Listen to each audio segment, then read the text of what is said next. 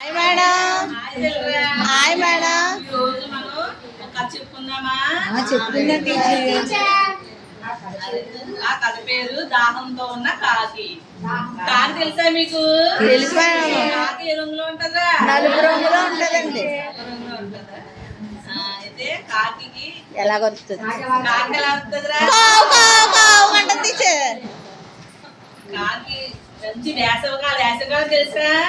మనకి వేసవికాలం వస్తే ఏం చేస్తుంది?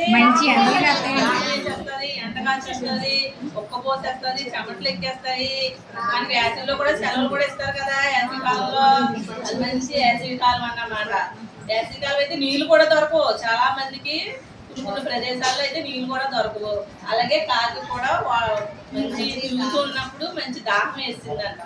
దాహం వేసేస్తేని ఎండాకాలం కదా, దాహం వేసేది వల్ల దానికి ఎక్కడ చూసినా వాటర్ దొరకలేదంట. వాటర్ కోసం చుట్టూ రౌండ్ గా ఉన్నదంట. తిరుగుతూ ఉండి ఎక్కడో ఒక కుండ కనిపించిందంట. ఏం కనిపించింది? కుండ కనిపించింది. కుండ కనిపించింది కానీ కుండలో ఏమైనా వాటర్ ఉందేమో అని కాకి వెళ్ళి చూసిందంట. చూసింది కానీ వాటర్ కొంచెమే ఉందంట. ఎంత ఉంది వాటర్? కొంచెం ఉన్నదంట. దానికి అందలేదంట. అందకపోతే ఎలాగా దాని వాటర్ అందుకోడు? దీని చూస్తే దాహం వేసేస్తుంది కానీ వాటర్ తాగడం ఎలాగా తెలియట్లేదు. అలా కొద్దిసేపు ఆలోచించిందంట. ఏం చేసింది? ఆలోచించిందంట టీచర్. ఆలోచిస్తే అక్కడ కొన్ని రాళ్ళు కనిపించాయంట. ఏం కనిపించాయి? రాళ్ళు కనిపించాయండి. కనిపించాయంట. ఆ రాయిని తీసి ఒకటి కుండలో వేసిందంట. కుండలో వేయగానే కొంచెం వాటర్ పైకి రావడం గమనించిందంట.